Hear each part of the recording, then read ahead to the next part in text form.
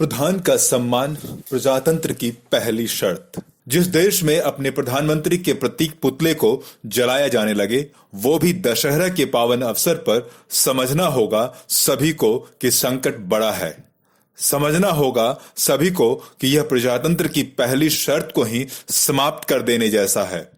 इसे व्यक्ति के नापसंद होने या किसी नीति के विरोध से जोड़कर बिल्कुल नहीं देखा जाना चाहिए, क्योंकि सरकार के विरोध की एक स्थापित परंपरा है, पूरी व्यवस्था है, जिसके इतर जाना न सिर्फ प्रधान का अपमान है बल्कि प्रजातंत्र की पूरी व्यवस्था को धता बताना है।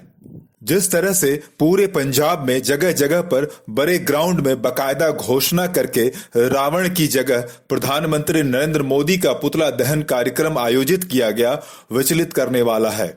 इसकी जितनी निंदा की जाए कम है।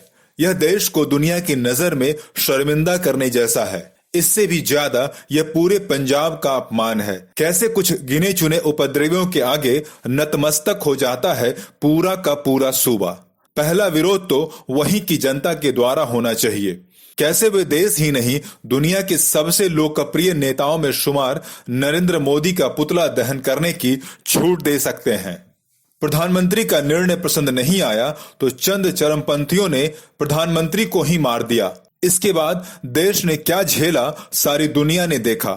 प्रधानमंत्री देश का गौरव होता है। वह देश को किसी राजवंश की देन नहीं है। करोड़ों लोगों की चाह समेटकर ही वह प्रधान की गद्दी पर बैठा है। उसका अपमान उन करोड़ों लोगों की भावना पर लात मारने जैसा है, जिसके गंभीर परिणाम होते हैं। किसी सामान्य जन आंदोलन, हड़ताल, प्रदर्शन आदि में पुतला दहन फिर भी समझ में आता है, लेकिन दशहरा के दिन रावण की जगह देश के प्रधानमंत्री का पुतला जलाना बौद्धिक दिवालियेपन को दिखलाता है। इस तरह से पुतला फूंकने वालों ने भारत की संस्कृति को भी दूषित करने का गुनाह किया है। यह गंभीर अपराध है। बावजूद इसके प्रति जो प्रतिक्रिया सत्ता पक्ष या विपक्ष दोनों ही ओर से देखने को मिली, बहुत ही निराश करने वाली रही। दुनिया की सबसे बड़ी लोकतांत्रिक पार्टी के चहेते राजनेता का इतना बड़ा न सिर्फ राजनीतिक बल्कि सामाजिक और सांस्कृतिक अपमान हुआ, उसकी प्रतिक्रिया में पार्टी प्रमुख ट्वीट करके खेद जताते हैं। समझ में तो यही आता है कि बीजेपी अध्यक्ष जेपी नड्डा या तो इसकी गंभीरता नहीं समझ पा रहे या फिर इसका कोई सियासी लाभ साधने में लगे हैं। कांग्रेस की तरफ से राहुल गांधी ने भी इस संदर्भ में ट्वीट करना ही बेहतर समझा, जिसमें इस घटना को गलत तो बताया, साथ ही मोदी को सलाह भी दे दी कि किसानों से बात करें। स्पष्ट नहीं कर पाए कि नाराजगी प्रधानमंत्री के पुतला दहन से है भी या नहीं। कायदे से तो उन्हें एक नसीहत पंजाब में अपनी कांग्रेस सरकार को भी देनी चाहिए कि इस तरह से सांस्कृतिक और धार्मिक आयोजनों को गंदी राजनीति से दूषित ना करें।